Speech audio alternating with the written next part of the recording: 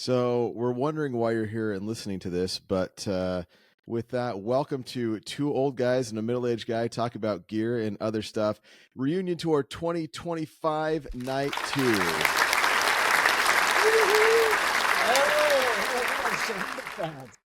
Awesome. I didn't actually hear them. Did you get clapping and applause? Absolutely, yeah. All right, so I got it right.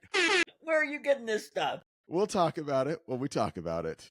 Okay, well, there But you there's go. other more important things to talk about right now. And so the important thing is, what's up, guys? Oh, my. It's hilarious. What's up? Oh wow, dude. I did a weekend gig over Memorial Day, which we'll talk about a little bit later on because it plays into what do you have a new band that you haven't been kicked out of yet? No, I have not been. No, my buddy Larry, who's producing the Bossa album, I think it was a pity gig because I'd been kicked out of my band. He said you ought to come and sit in, but I ended up, for a bunch of reasons, some of them health related, that I ended up playing the whole night, all 3 nights. And I got one rehearsal for 2 hours, a bunch of songs that I had no clue, songs I had either had never played before or hadn't played in 15 years. So, but I will tell you, there are way worse ways to spend a holiday weekend than playing music on the banks of the Colorado River for a bunch of rich, drunk boat girls in bikinis. It didn't suck. I did that. Well, there you go. And I was going to say, one of the benefits I want to highlight is you said they're drunk. So who cares how much you practice? They didn't know what was going on anyway. I know it worked to your benefit. Clue. I mean, I've seen some video. I'm going, we didn't sound that great. And they're all, dancing and just having a great old times. Well, there you go. So there you go. How about you, Scott? What's up with you? I've been rehearsing my Skinner group, doing a gig in a few weeks. Arizona Charlie's. Wow, an actual local gig, huh? Yeah. And then, and I got the Buffett thing going on. There's a bunch of stuff with those guys coming up in July. Fly here, fly there, la, la, la. Hey, hang on. Doggy, shut up. We are so professional. I know. And I said that, so now here they come. Yeah, they want to get on the TV, man. Yeah, right. This isn't a TV. This is the internet, Scott. Get with the times. Right. That's the old beard. I'm old. Well, I wish I had cool gigging stories for you guys. But I do have 2 things I can throw in here real quick. And also, we're supposed to talk about something new in our gear world. So think about that. I'm giving you a second to think about that. I already have it. Okay, nice. So, and I'll tell you more about mine. You'll hear more about this. Okay. But first thing, as you guys noticed, I'm coming to you live from the Downtown Marriott in Austin, Texas. I'm here for a conference for work, talking about boring marketing stuff because that's what people pay me to do. Amazing, exciting marketing stuff that I love talking about. Not that anybody I work with will ever listen to this, but man, I love being in a town where there is live music everywhere. And there is live music everywhere in Austin. It was hilarious. We, they had like a kind of like a drinks and mingling after the event the other night. We went over to this barbecue place, fantastic food.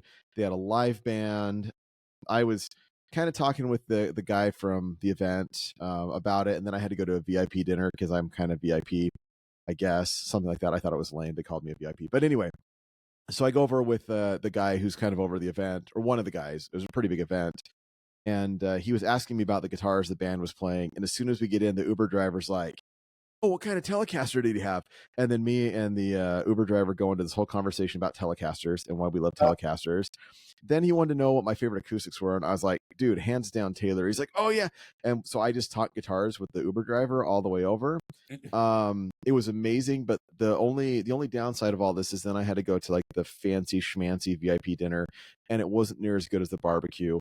And there wasn't a live band. And it wasn't that cool. But that's been my week, is a lot of going to business dinners and stuff. But it's cool because Austin's fun. But I did want to just give you one other quick one. I won't go too much into my bagpipes because I don't have them here, which is it's sad. But we now have 4 adults from my class I was in who have pipes, me being one of them, along with my teacher. And so we're learning how to, actually hold the pipes and keep the constant flow with the drones, and keep the note, the kind of A sharp but not quite sharp enough to be an A sharp but not flat enough to be an A note constant.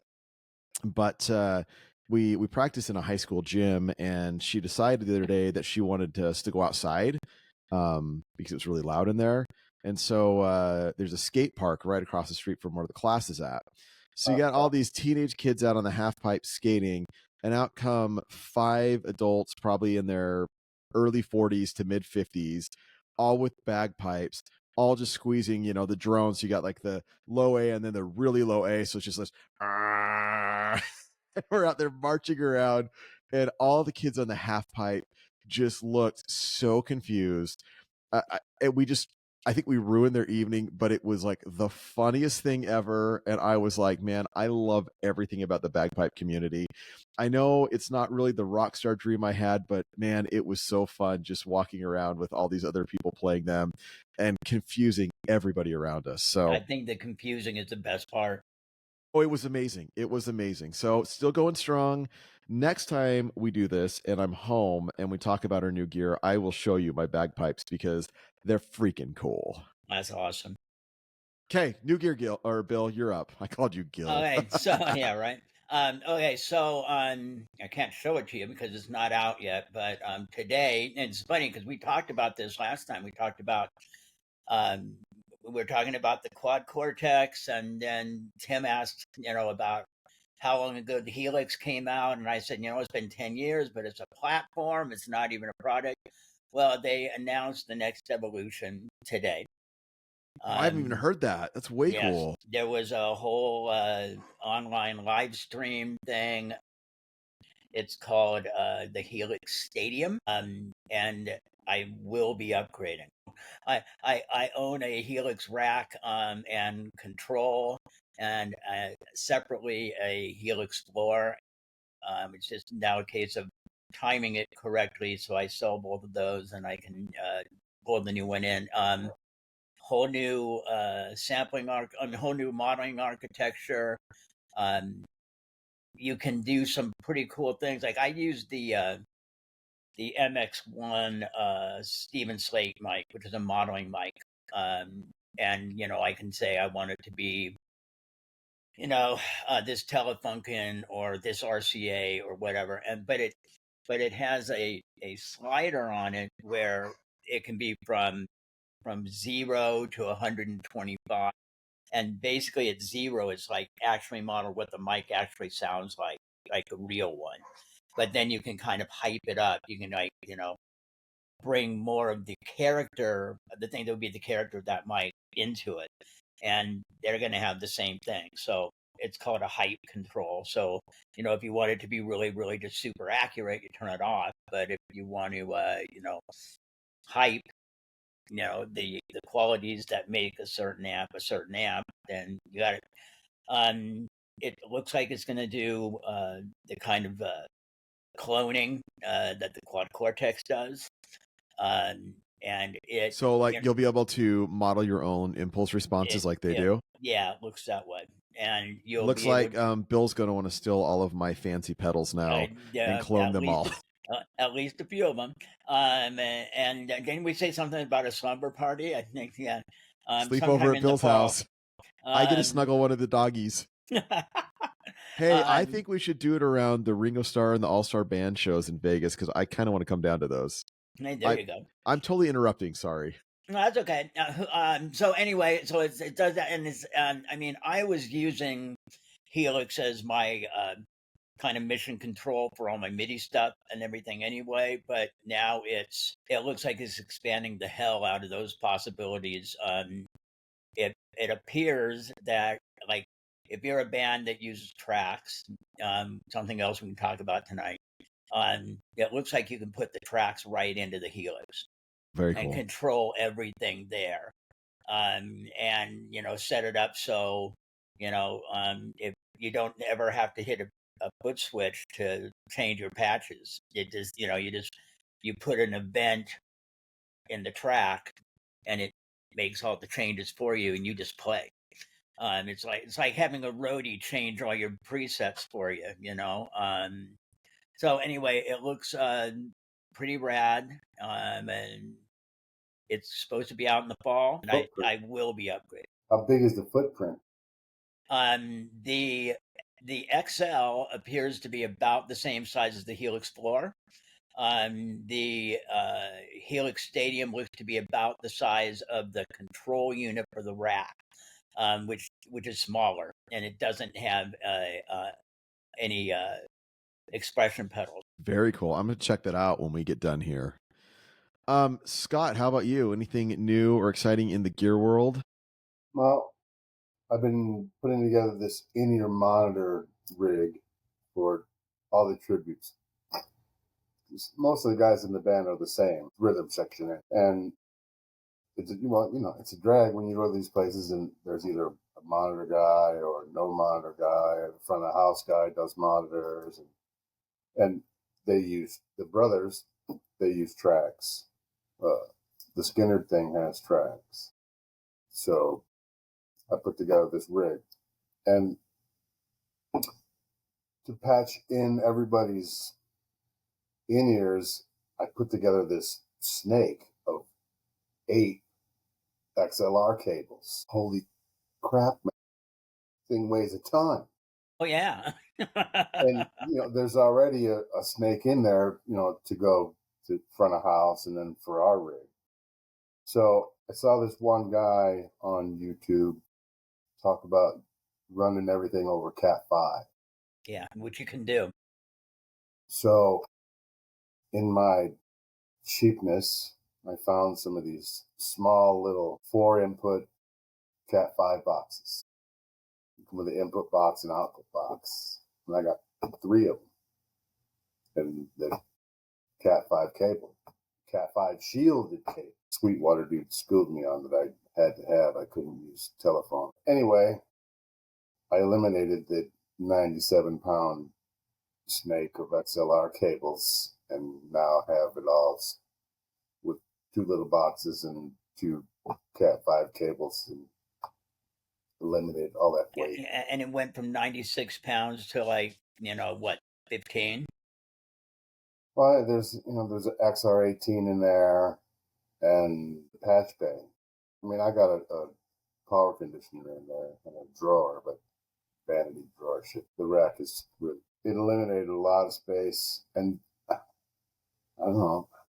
I never really knew you could run audio over Cat 5 cable. Oh, over Cat 5? Yeah, you've been able to do that for a while. That's just amazing to me. I mean, little tiny cable as opposed to this, massive amount of cables. Well, and especially if it's for your in-ears or whatever, like there's probably some sound degradation from Cat 5 versus having big XLRs, but it doesn't matter that much as long as you can hear what you need to hear. Well, it's all digital, and so there's really as long as your converters are good and everything, there's really no degradation. I was using that a million years ago. I had a system called the Hearback. In fact, Scott, you used that with us a long time ago. Yeah, and it was a hub, and the hub had I want to say 8 inputs.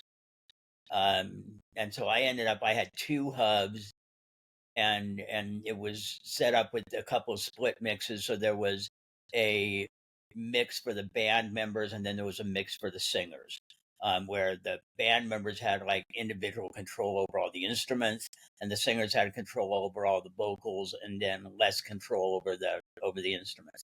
And then it went out to these little mixers that mounted on the microphone stand over Cat 5. Yeah, I used to like that system, man. I thought it was really cool. It's still pretty cool, and I know people still use it in studios and everything else. A lot of churches have those kind of setups. A lot of churches have them. That's the big thing. When I was going through the whole bankruptcy thing when the guy who owns front of house sued me. I sold that system off because I sold a bunch of stuff off back I then. remember you was mad So we wouldn't be homeless, but I kind of wish I still had it. You know what I mean? Because it's just because I am, there are some band things in the works. I'll tell you about later. Well, that is awesome. I love that you were able to build that, Scott, and learn new things. Cool. Hey, from YouTube. I am going to break the rules now because I totally forgot to tell you guys my story. So I have to tell you a story, and then I'll go to my gear. Story time. So for anybody who's listening, all three of you, being us listening to ourselves next week,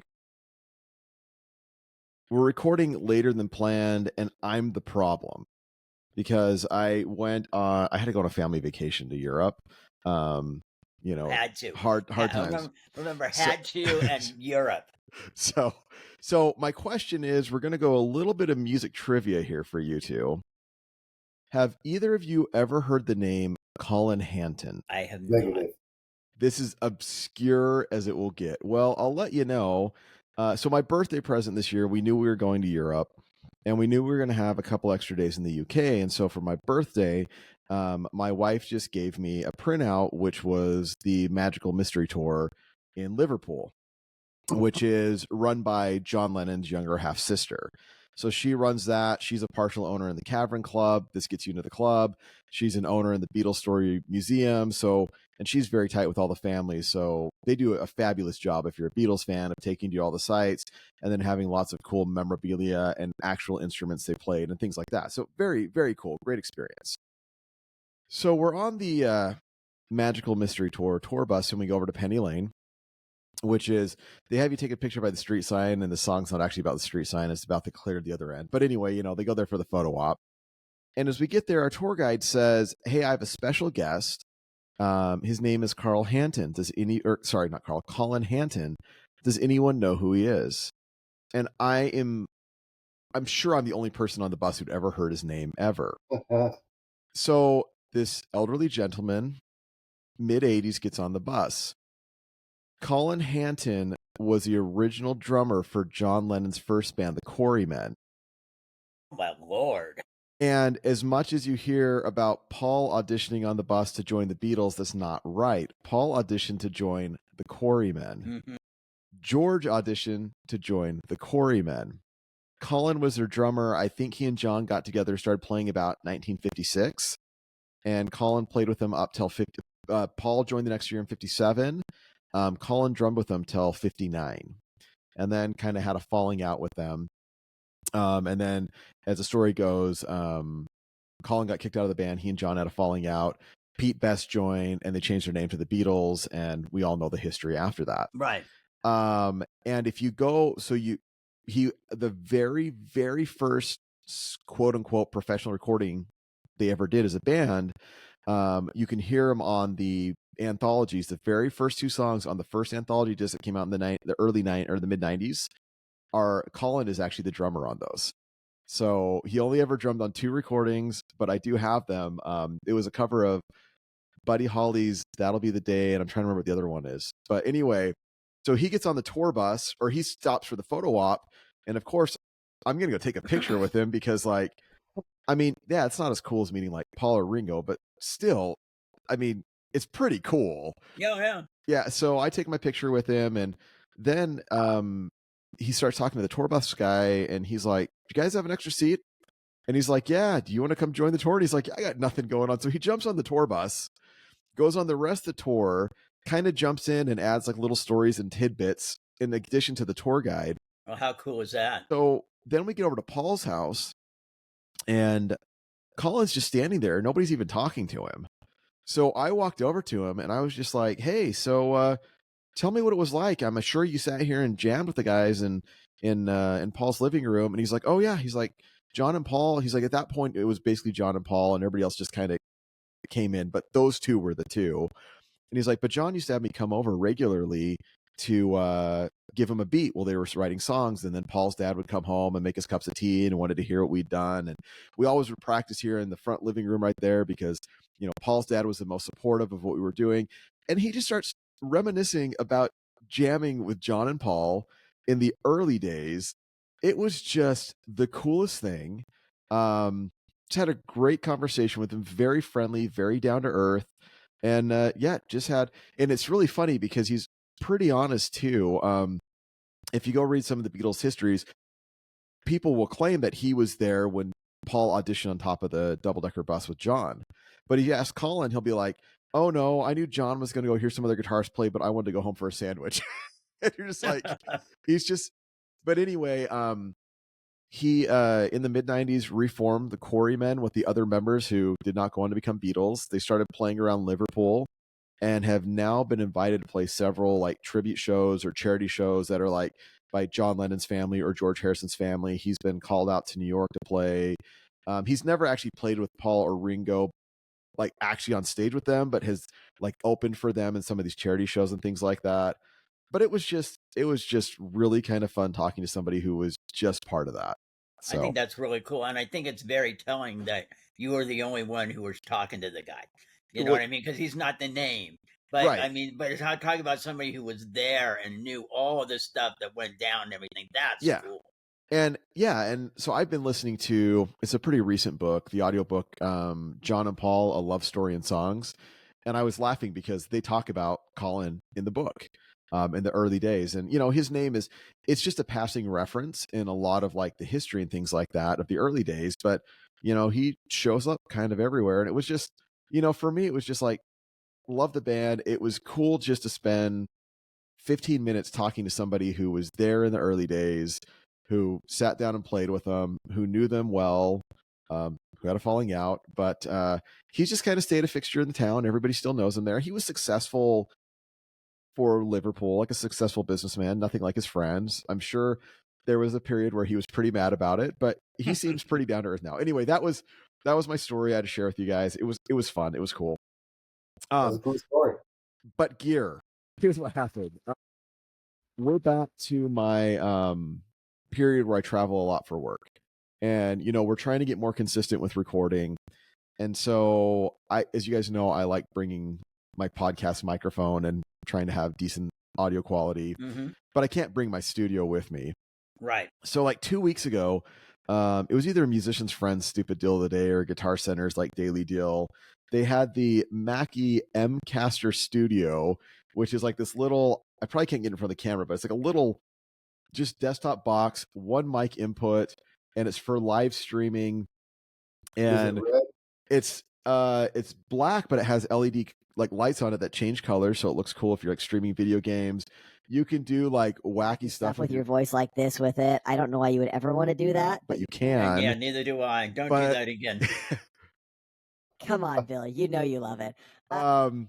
It's got like all of these vocal presets, like reverbs, weird stuff like that, robot noises, different EQ, and then you got 4 pads on it that you can program samples into. I'm just using the default samples that came on it, but more than anything is I just wanted a tiny mixer that I could bring with me so that I could actually have decent audio.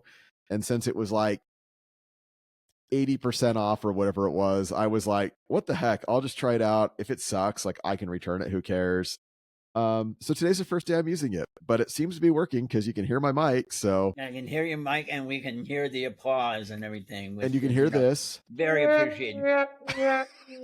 Anyway, I will stop with the obnoxious samples, but also I was thinking of this. We should get together and record some kind of theme song. At some point we could play here, like the 3 of us could do something cool.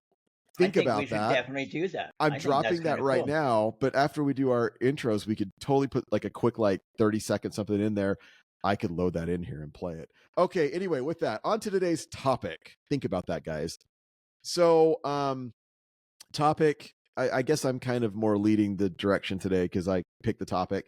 Next time Scott has to do it. But the topic, it's not really timely anymore because I delayed this by 3 weeks by going out of town and then going out of town again.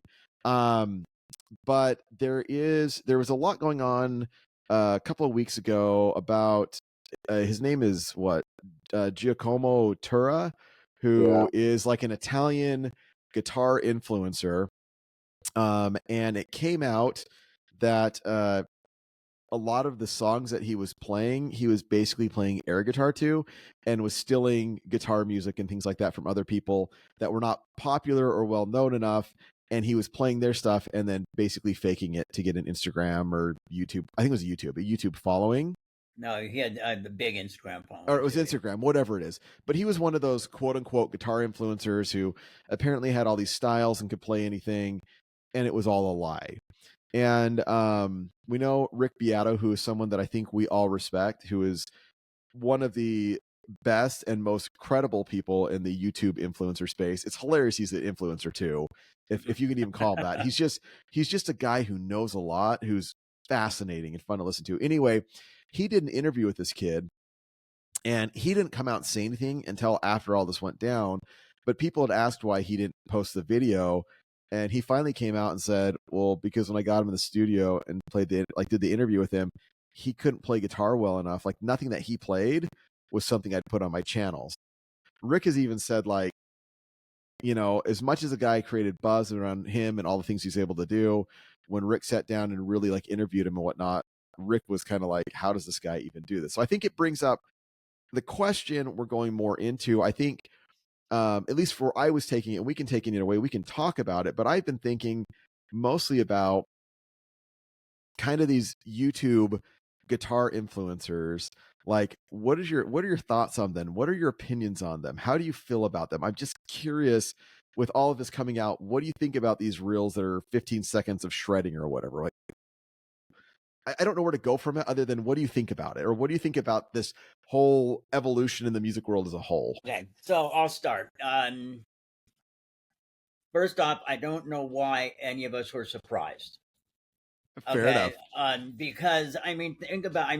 Look, we've all done the stuff that you've got to do to get booked, and one of those things is creating promo videos. And promo videos, almost every single one I have ever done, in fact, probably every single one I've ever done, have been lip sync, because it's just there are too many variables in trying to play live and get all the instruments recorded multi-track and do video, multi-cameras and everything else. So we would go into a studio, we would record pieces of songs, we would mix that, and then we would go in and we would mime to our own tracks for the video. So that's a standard thing that most cover or tribute bands have to do. In my experience, most agents that I have dealt with do not want actual live videos, even though to me they're more accurate and everything. They don't, for whatever reason, they always wanted us to do a studio shoot. Given the fact that we have all had to do that kind of miming thing for marketing purposes, I don't know why we're surprised that these guys on YouTube or Instagram or whatever are just miming. They're not actually playing. But I honestly didn't think about that until you brought this up, because I would go through, I'd see this and I go, wow, that guy can really play. Can that guy really play? Well, but part of it though is, but what you're talking about is, yes, you are miming, or yes, you're lip syncing, whatever, but it is actually you guys. Yes. I mean, this situation wasn't even him. He was right. He was miming his other stuff. Yeah, he was ripping off other people and then learning the basics of playing it and then using their tracks, not even his own. Well, and and there's a whole bunch of stuff we can talk about with that. But, I don't spend a lot of time looking for that kind of stuff. Every once in a while I'll come across something where I'll see, and usually it's young kids, playing some stuff, and they're sitting in a living room, and it's like, well, are they really? Are they actually, doing the same thing we've done on our stuff? How many times did it take before they got to get it that right? But then that's a question I would ask as well, Scott. Sorry, go ahead, Bill. Well, but there are some that appear to be real. There's and I can't remember the name of this group. It's a bunch of people standing around one microphone in the woods someplace, and they're doing like bluegrass covers of Guns N' Roses songs and stuff like that, and they're fabulous. And it's mostly a vocal harmony thing, but I know people who do that kind of music, and they know how to blend their voices in a live thing and everything, and that's very possibly real. But Well, see, and I would go to what Scott was saying. One of the things that I struggle with is, and don't get me wrong, all of us when we started playing went and learned the opening riff to a song and didn't figure out the rest of the song. And we God, yes. probably all have 1,000 riffs in our head that we could play the riff and then we'd be like, yeah, I don't know what happens after that. Or we can play a section of the solo, but we're like, yeah, I don't know what happens after that. So everybody does that when they're learning. But that is one of the things that I look at is you see these people that will sit down and they'll do a 15 or 20-second clip of a riff or a solo or thing like that, and they'll nail it. But it goes back to what Scott was saying is they could have tried that 1,000 times and taken the one take when they got it live. And I've read, a lot of interviews with these guys that are quote unquote guitar influencers and things like that, that most of them are intimidated to play live because they don't have 1,000 chances to get it right. They know that if they're trying to do it live, like they're going to screw it up. And I think those of us who have gigged or whatnot know that either you got to be able to play it live right, or you got to simplify it down so you can play a little bit simpler version that sounds close, that's right, or you got to improvise your own thing instead of what they actually did that fits, that's going to sound right. But if you can't nail it live consistently, you're not going to do that. You're either going to practice until you can, or you're going to do something different. And that's what I kind of look at these guys going like, yeah, I could play amazing stuff if I had 100 tries at it, you know? I So, believe like a quarter of what I see on you. It's the internet. Really?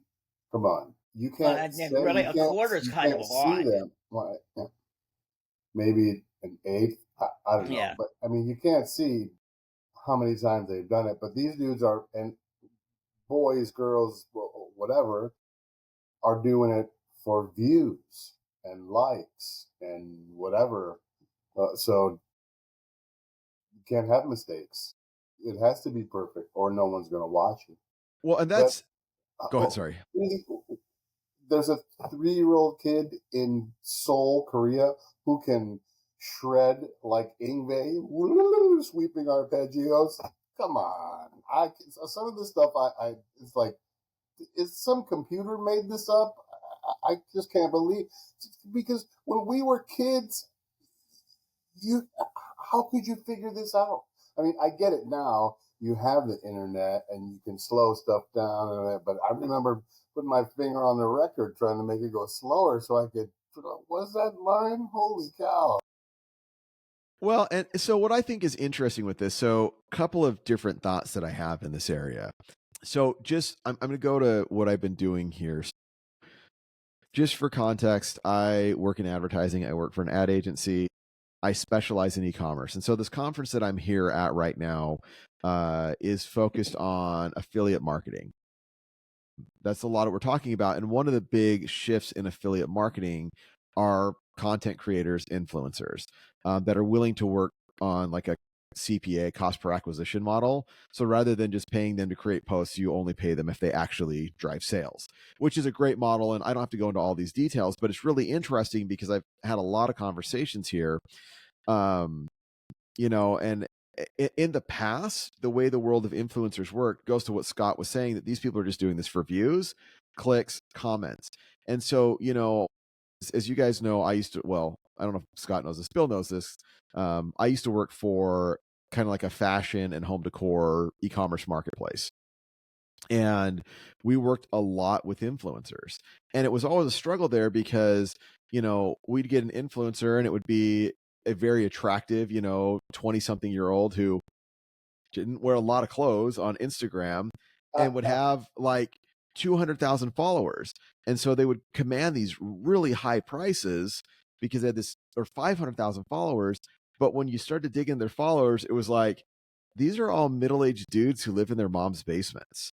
Like, this is not our target demographic. And you would try to be respectful, but it would be like, we're going after, women between the ages of, 20 and 35, and that's who we want your audience to be. Based on the way you provide your content, women aren't really interested in you. It's just a bunch of middle-aged dudes living in their mom's basement, and that was, and it's kind of interesting because most of them didn't seem to care. They only cared about the total number. They didn't care if it was quality. They didn't care if they were fake. They didn't care if it, if they were sitting there like, man, she's hot, whatever. They just cared about the likes and the clicks and things like that, which is really interesting because the other thing we'd see, and I'm going to go other direction, the big thing we're seeing now is the highest value that comes from these content creators are the people that are, I hate these words, but authentic, genuine, whatever. And so a couple examples that come to mind going back to the guitar world. So Rick Beato, great, makes great content. He's a guy in his 50s. He's a great guitarist. He plays stuff, but sometimes he'll also like screw up on the videos, and he's like not like afraid to share something where he screws up, or sometimes he'll be like, yeah, I totally can't play that. Very accomplished musician will just like full on acknowledge like, this is awesome, I can't play it, so I'm going to try to demo it. Or I've always been a fan of like the podcast 60 Cycle Hum with Ryan and Steve. They've been around for probably 10 years plus. Ryan's a big demoer on YouTube. And he's got talent. He's a good guitarist, but at the same time, like, I'm not like mind blown by his skills. I love to listen to his demos because I'm like, he seems like somebody I would jam with. He seems like somebody whose like skill level is like somebody that I would be in a band with. And so I think it feels more natural. I think in like other ones would be like the guys from Andertons, or their store, but they're, guys that great. I mean, and you look at Pete Horn, who plays for them, Danish Pete, fantastic guitarist, but he screws up. Sometimes he'll go into the wrong key and like he'll laugh about it. But I'm like, I feel like these people that are much more genuine, that are clearly playing live, that laugh at themselves when they play something stupid, I feel like they have far more credibility in the world and are driving more influence and whatever, than these people that are doing these 15-second flawless clips. I mean, that would be, if I was in that space and I was looking to hire people or pay people, that's who I'd be spending money with, is the guys that are really doing it. I've got a problem. Go ahead, Scott. There's a site out there called Drumeo. Have you ever seen that? Uh-huh.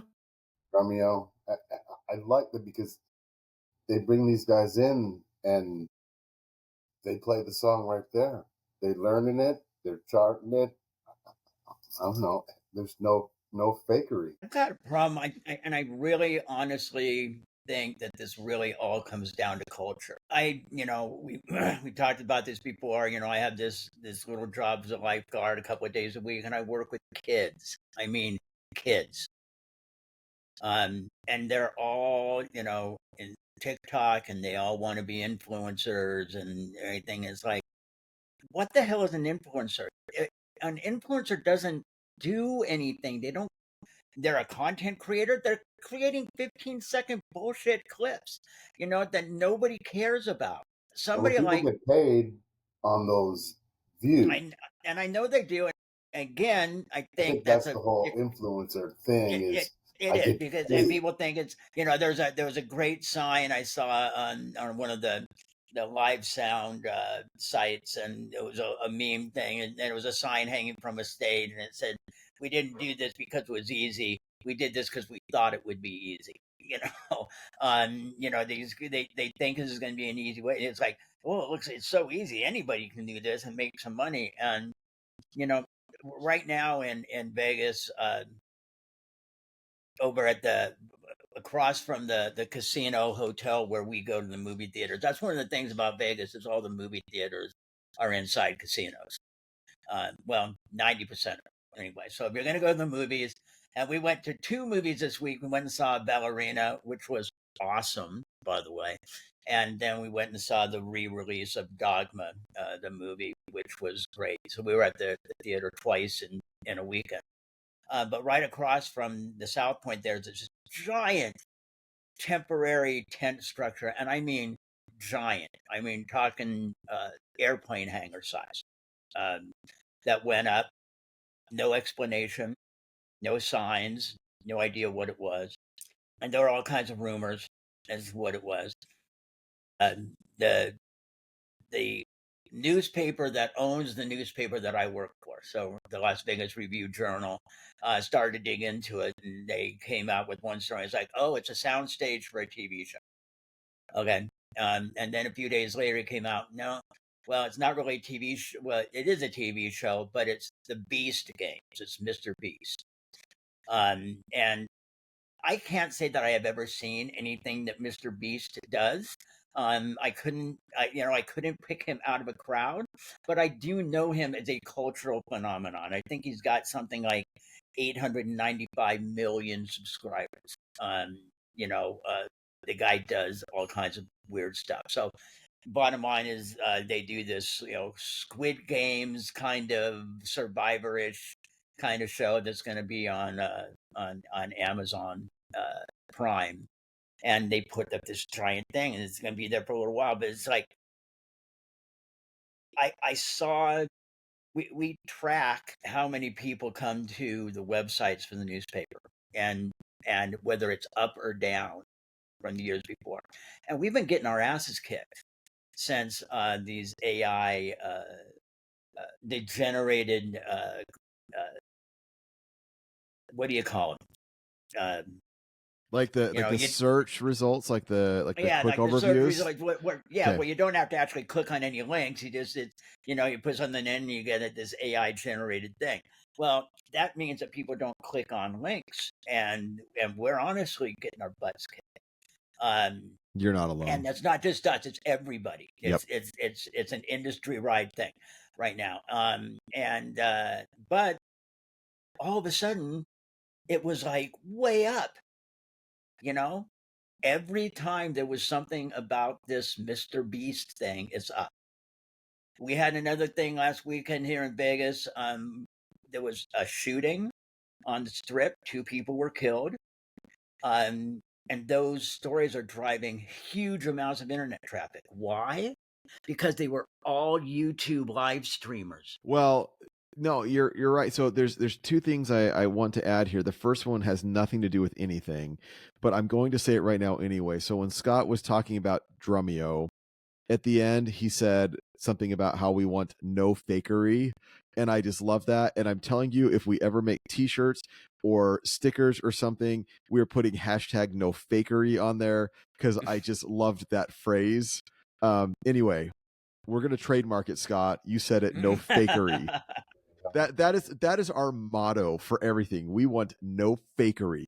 So if we go talk about Gen Z, who will probably be the downfall of humanity by sucking at living.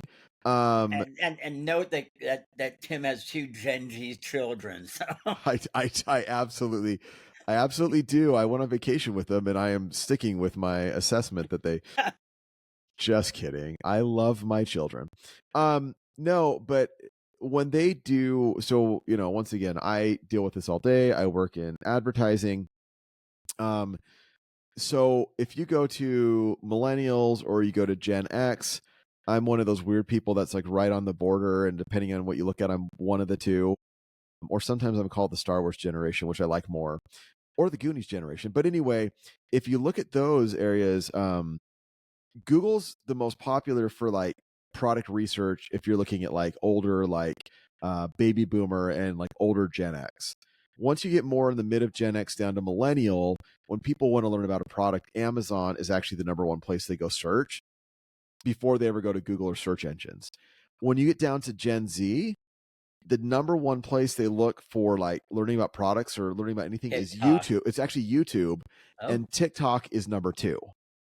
And so it is interesting. I think it is very much a generational thing where it's like they don't even want to sit down and read Amazon, because you get people like, my age up into you guys that are going to Amazon because they want to see reviews, they want to see product specs, they want to see whatever, all of that stuff on there. The younger generation, they don't even want to do that. They just want somebody to show them. They don't even want to read it. They just want somebody to like take 15 seconds. And it's funny because, I got this Mackie thing over here. Oh, and Scott. Scott is our resident Gen Z. No, I got to be honest with you. I sat down and read the manual on my little Mackie mixer over here, and then I got bored and did go to YouTube. So I am part of the problem too. Look, I was actually having this conversation with my wife earlier. She's a real Shout estate out to agent. Linda. Yes, my wife for life.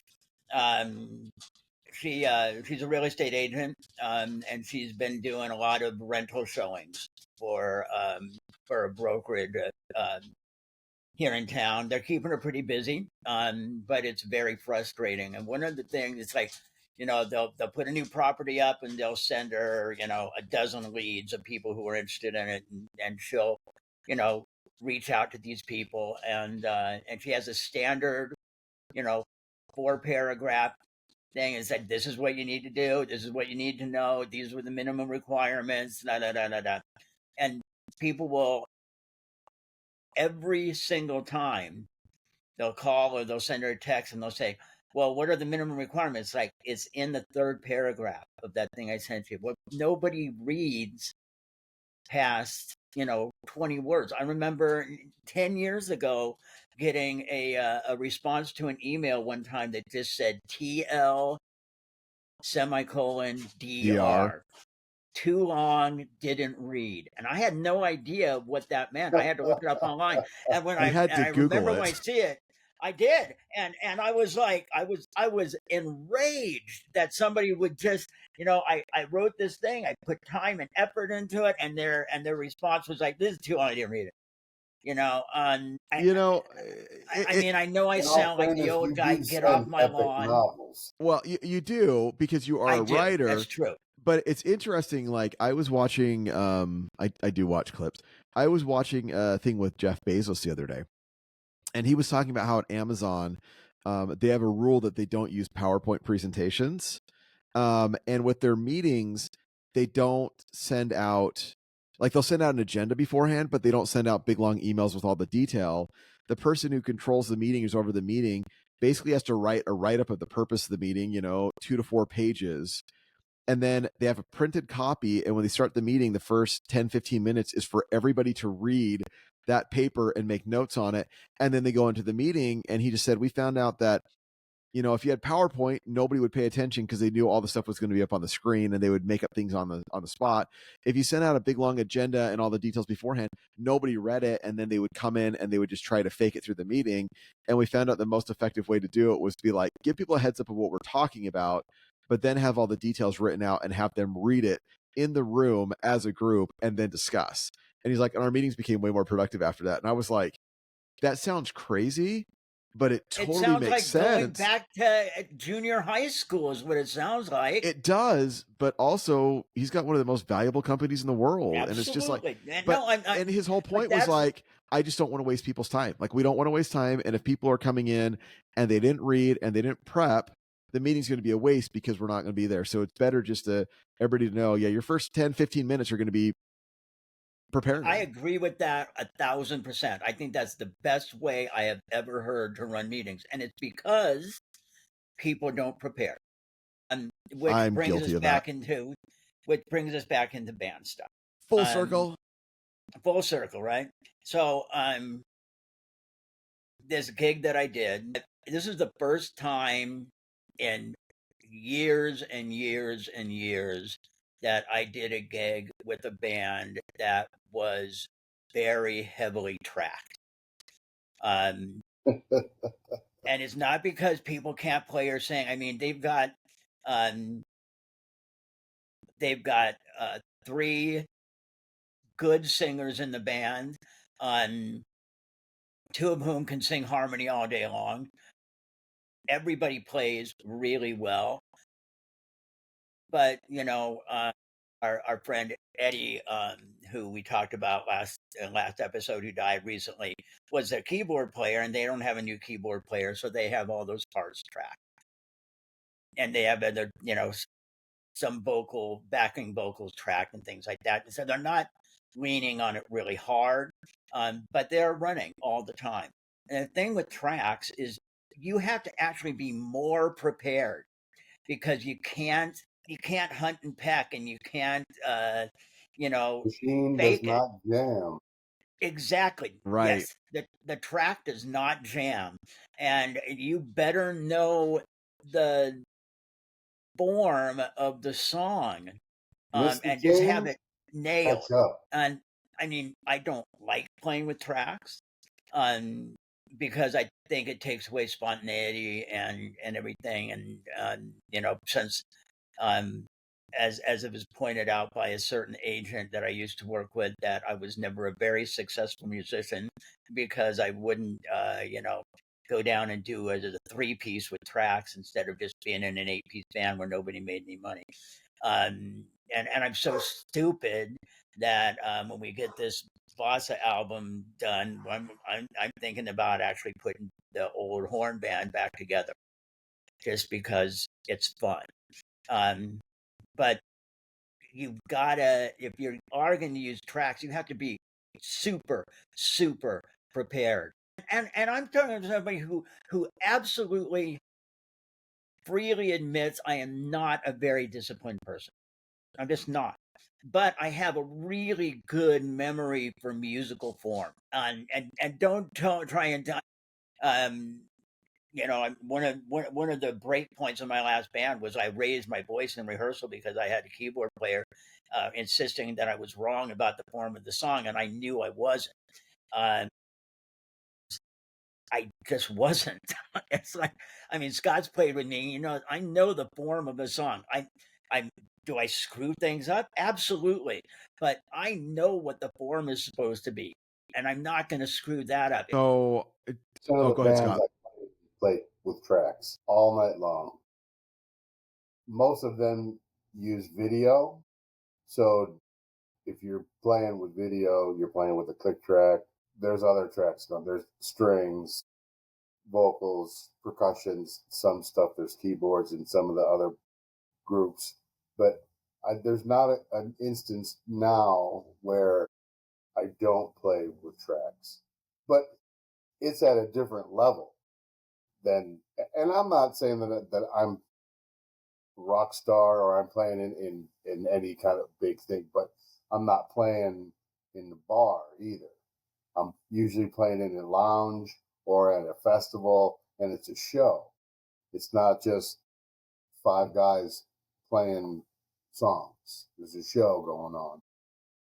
With the Skinner thing, every song has a video to it that stuff goes on. In that band, holy crap, there's 7 guys, but there's all kinds of other stuff going on. And some of the stuff, there's strings going on, harmonicas going on. I know I'm preaching to the choir here, but it's 2025, and no one wants to go and see a band and they don't hear what they hear on the record or the CD or see in their video. It's not like when we were kids, Bill, in the 70s. I know. You could show up in a pair of jeans and Before no I was shoes born. and just play songs for 20 minutes and it would be cool. People are No, it's not that. And not I that mean, way anymore.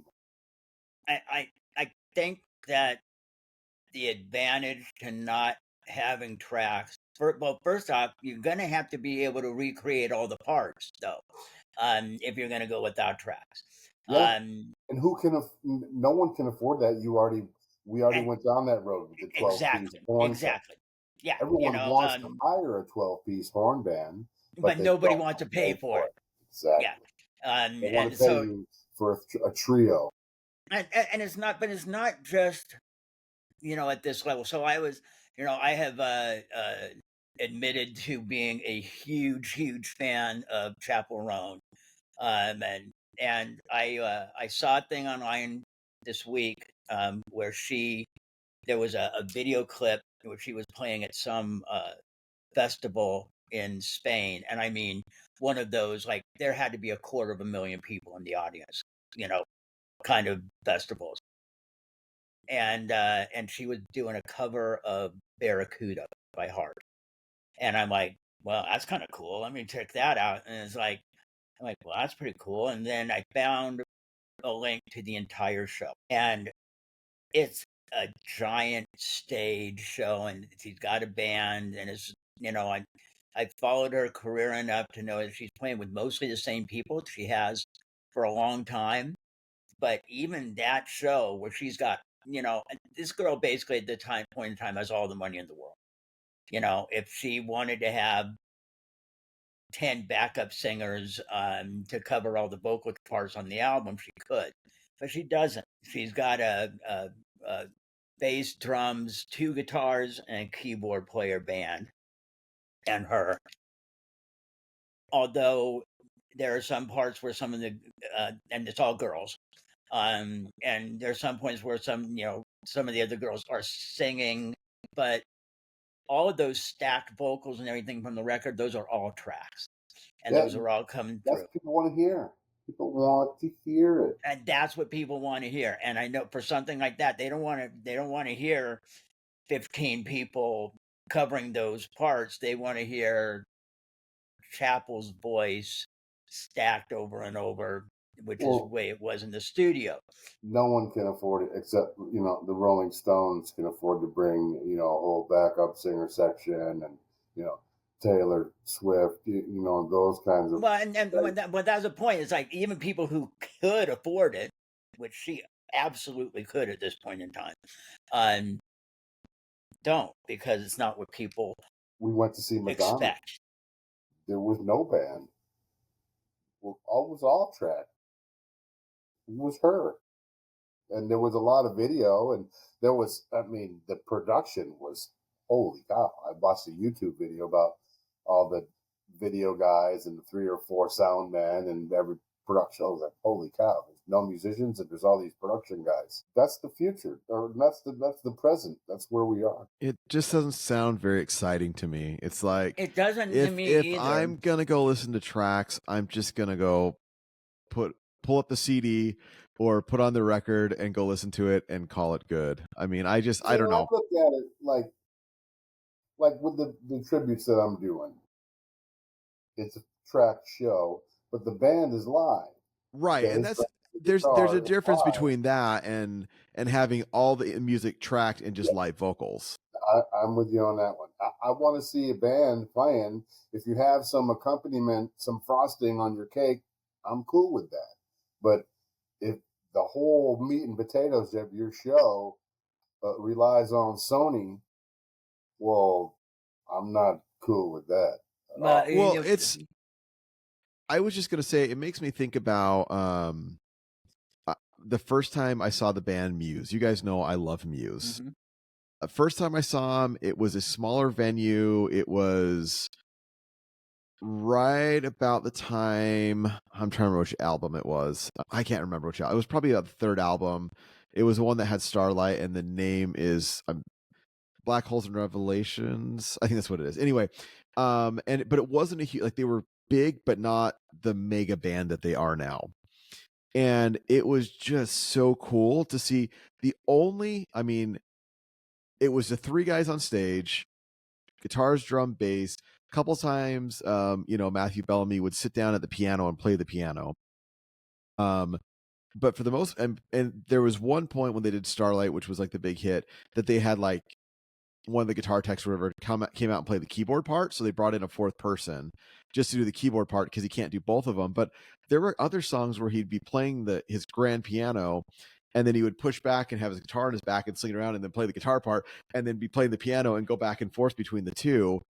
And it was just so cool and so powerful. And yeah, they were missing parts from the album because they didn't have any backing tracks. It was just the 3 guys and a couple of songs. They pulled a 4th guy out, but it was so powerful and so cool to hear it live. And I've seen them live a half dozen times since then. And as they've gotten bigger and their songs gotten more, or their music has become more complex and there's more things going on the albums, they absolutely have backing tracks playing now. And I love seeing them live, but I miss the little bit more raw, stripped down versions of their songs. And in my mind, my feeling, that was the coolest time I ever saw them, because it was just the guys on stage, nothing else going on. And I I don't know. For me, I would rather, and I know I'm old and grumpy and whatever, but not as old and grumpy as other people here, but getting there. Um, but I would rather hear a stripped down version that the band can produce live versus one where they took a bunch of the tracks from the album and they're playing some stuff live over it, but and I So get sometimes it's not feasible, but I would I've rather more live, defaulting that way. I've been starting to rehearse with a drummer and bass player for the second shot at starting this Bossa album. Scott played a bunch of stuff on the first go around, and but we hated the drums and everything, so we're basically starting from scratch.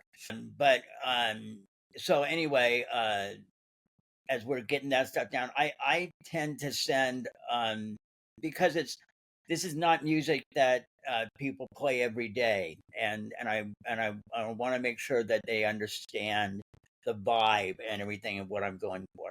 And I discovered this this band in the last couple months called Nova. That actually started out, they were called Nova, and they were just doing like Brazilian revival, lots of Jobim and classic bossa nova kind of stuff. 4-piece, a phenomenal singer named Laura Bao, and a drummer, a bass player, and a guitar player, and that's it. And it's very obvious, and from videos and everything, that they've released some videos of them playing in the studio, and it's live, man. It's definitely live. But one of the things they did an album a few years ago called Nova Pop, where they did their versions of a bunch of pop songs. One of them is a song called "Love Song" by The Cure. Great song. And they do an amazing version of it, very stripped down, and it's just really, really cool. You make me feel like I am whole again.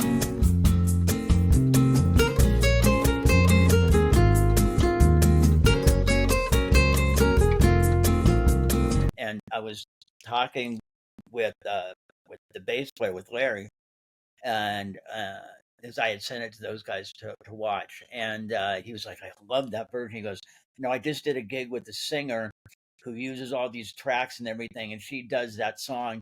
I'm trying to talk her into doing that kind of version of it, because she does these things where she's got all these salsa horns and everything going, and it's like you can't even, you can't find the core of the song anymore. And so I'm kind of with you. I would rather see a really stripped down version, but that's because as I get older and as I become more of a songwriter than a performer, the song is really important to me. It just depends on the genre and the type of music that you're going to see. Like you're not going to go absolutely. And see, what's the guy's name? They're a Northern California band, Primus. You're not going to go see Primus and they're going to be playing with tracks. No, because it's that kind of a thing. The Blues Traveler and they're playing with tracks, or you're not going to see any of those type. But if you're going to see a pop act that put on shows, like big production shows, it's like when we were kids. Then you're probably Gen Z and you're totally lame anyway, and you like 15-second clips. That's you could go and see bands and they jam on a song for 20 minutes. That's how these live albums came about. But it's not that way anymore. You got the 3-minute 30-second explosion and then move on to the next one. Well, we're over an hour. I don't even know. Like, I didn't even know how we're gonna go down this topic, and we've gone all kinds of rabbit holes that I hope are at least interesting for the three of us to re-listen to as we get our 3 listens. But no, it's been really fascinating, and I know I go back to my love for the Beatles and all of that probably more than I should, to probably a level of being obnoxious. But it is interesting when you look at them, and once again, like I mentioned, I've been listening to an audiobook that kind of goes through their history, because listen to way too many audiobooks about rock bands and things like that. But it's interesting, once again, they're working with 4 tracks, maybe 8 tracks. But after they did Revolve or Sgt. Pepper White Album, even Paul started looking at it going like, we're getting too, like, we're almost losing the song because we're getting too into these effects. I guess Magical Mystery Tour's in there as well, which was a whole purpose of the Get Back, Let It Be sessions was, let's just get back to being a band and being songwriters. And I'm sure you both have sat down and watched the whole Peter Jackson cut of Get Back on Disney Plus.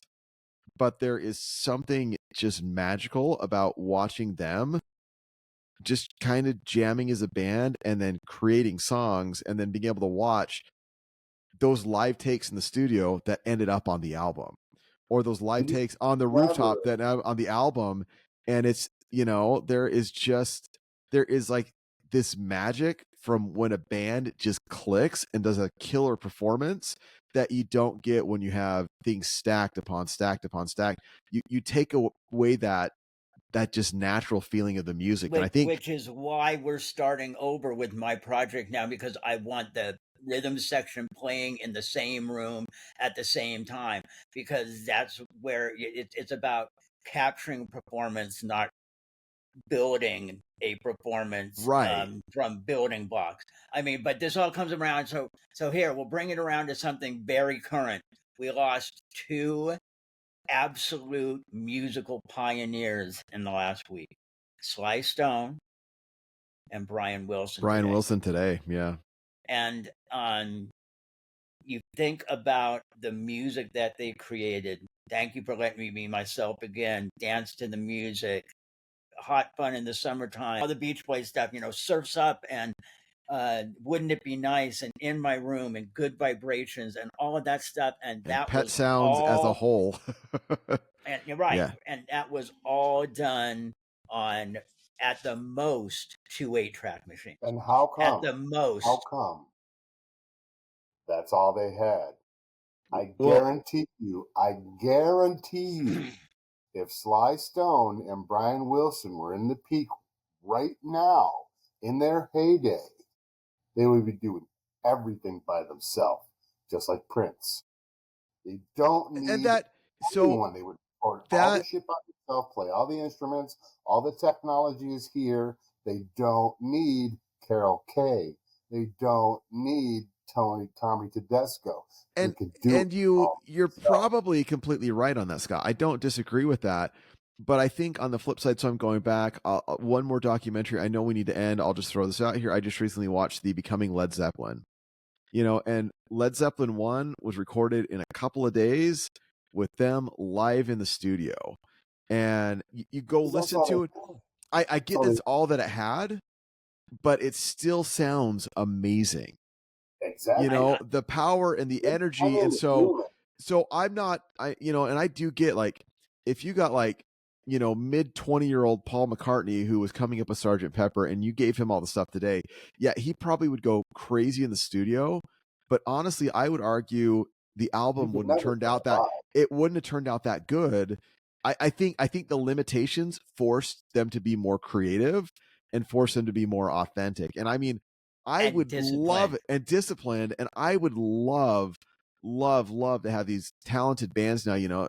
Once again, like this book I'm listening to, they talk about how these guys were kicking out albums every 6 months, and now people work on them for 3 years. And they talk about, like in this book I was listening to, early days of the Beatles, knocking out 3-4 songs in a day, and then the album's done in 2 weeks. They talk about what song was it? It was one of John Lennon's. It might have been How Do You Sleep Through the Night, or it was one of those, like right after the Beatles, when he and Paul were kind of going after each other. From the time he came up with the idea and went into the studio and worked on it to releasing the song was a total of 10 days. From wrote the song in his house, pulled guys together, recorded it, had the single out, and had on the shelves in the record stores. It Yeah, was maybe. 10 days. And you don't get that today, but I think you are missing some energy in music because you don't have that spontaneity. Because now if somebody were to do that, they would spend the next month in the studio trying to perfect it, and it would become sterile and you would lose that magic. I think you're right. There are some people doing that. Billie Eilish does that. Her and her brother will sit down, they'll write a song, they may have it done in 2 to 3 days. And then it's like, there's a video online. I don't remember what song it was, but she's mixing it in her bedroom studio, and and she gets it done, and she turns over to the camera and says, "That'll be out tomorrow." Which is awesome. And I wish more people would do that, because I think we overthink it, and we lose what makes albums great. I think you're right. And All right. people can't play on YouTube. All right, guys, we made it. All right, well, to all of you who listen, the three of us and maybe our one, like Danny, my brother-in-law Danny, who's our pal, he'll probably listen. To the three of us and Danny and anybody else who accidentally falls upon this and accidentally makes it all the way to the end, thank you for listening to two old guys and one middle-aged guy have a bunch of rants about music and Gen Z's annoyances and cool things, and also Bill's dog. Yeah. Talk to you later. We'll see you.